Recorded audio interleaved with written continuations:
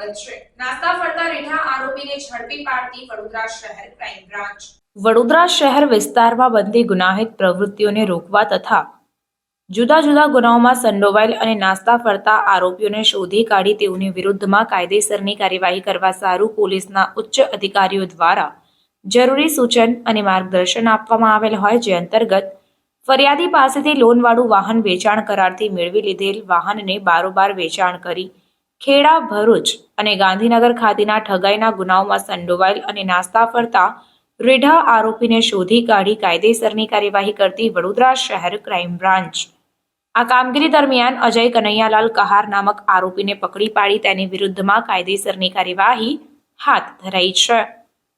સમાચારોની ઝડપી અપડેટ માટે હમણાં જ સત્ય સ્વરાજ ન્યૂઝ ચેનલને લાઇક, શેર અને સબસ્ક્રાઇબ કરો।